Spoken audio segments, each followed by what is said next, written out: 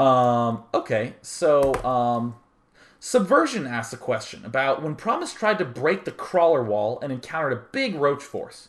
Would he not have been better off immediately switching to Muta? And you know, what I would actually say is that he should have switched to Mutalisk years beforehand, you know, because that period, remember how when those roaches went down the ramp to kill off the spine crawlers? The reason they could do that is because Promise had made a bunch of Banelings to go try to kill off the first row of spine crawlers. I think that long before the Banelings were even made, he actually just should have said, I'm not making Banelings, I'm getting a Spire now. Because that would have put pressure on Artosis in a ton more ways. Anytime you're in the lead, you should get more expansions up. You should power more. That is getting more upgrades, getting more workers. And you should make some tech structures that will freak your opponent out. If I get 2 Mutalisks, Artosis has to build all this anti-air, has to have queens everywhere, has to play more closed back. I don't have to get 100 Mutalisks, just two Mutalisks. And of course, my Spire is going to come into use later on in the game. So it works out well.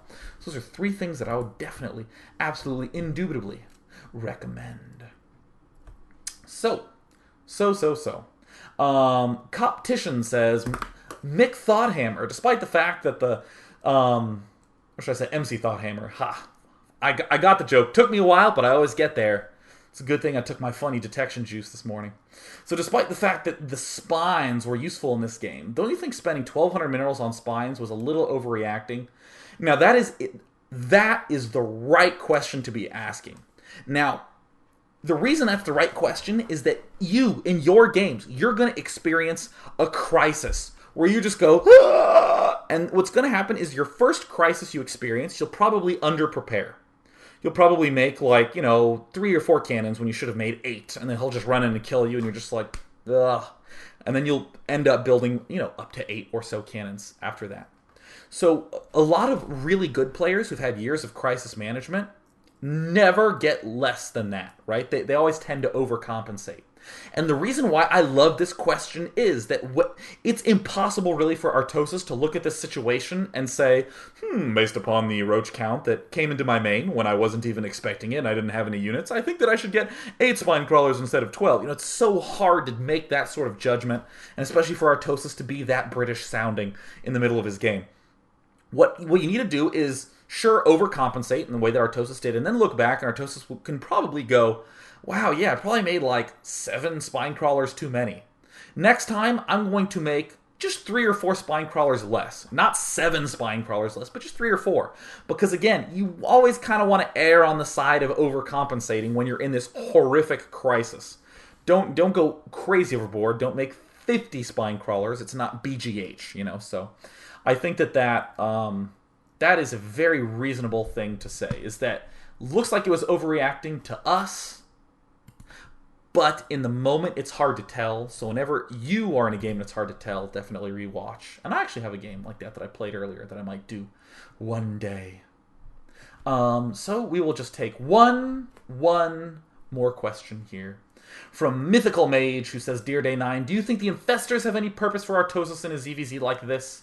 Is fungal growth worthwhile? What about Overseer Harass? So let's just take the idea of Infestors and fungal growth and leave the Overseers out of it for now, because I want to keep these dailies a little shorter.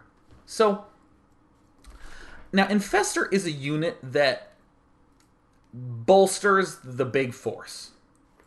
In a sense, it kind of makes your roaches just better against his roaches. It's getting a good fungal growth off on your opponent's massive roaches is almost like you just have regular super roaches. So that's, in that case, I feel like that's what I would call a straight up game, right? He is saying, well, my army of roaches is really strong and huge. Let me make it a little stronger by getting investors or getting upgrades or hell, just getting more roaches. It's a straight up army. But the reason the Broodlords are pretty cool is that they make it almost a completely new style of army. It's not just roaches, it's roaches and air that does a ton of damage. So you need to have a lot of anti-air, so that will screw up your opponent's unit composition hugely.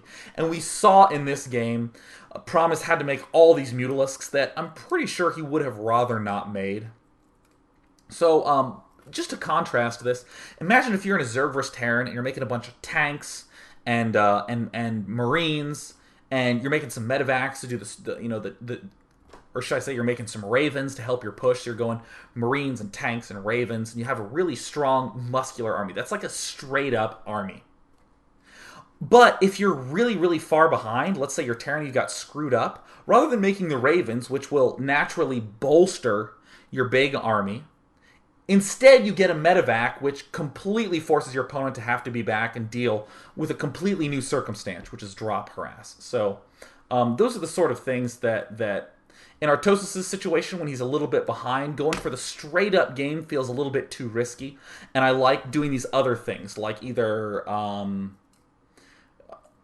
going for Broodlords or doing some huge harass around with like Zerglings everywhere, starting to do Nidus actioning himself. Just not... Infestors just feels a little bit too, I want to battle you straight up, and that's the one thing Artosis was scared of all game long. Just because of the fact that, he lost a main. So with that is going to wrap up Day 9 Daily number 142. I want to say that the State of the Game podcast is coming up once again, episode 6. It'll be myself, Artosis, JP McDaniel, and the little one doing a little bit of discussion action in the Starcraft 2 scene. So you should definitely tune into that. That'll be out, I believe, Wednesday or Thursday. Something like that. And in other exciting news, you should follow me on Twitter because I post on there about my real life and stuff. Wow. And of course my YouTube channel, youtube.com/Day9TV. And my Twitter is twitter.com/Day9TV. And with that, I am done. Take it easy, guys. See you later. Thanks for tuning in. And thanks again to Artosis for letting me steal his Asia 2 replay pack. So see you guys. Bye-bye.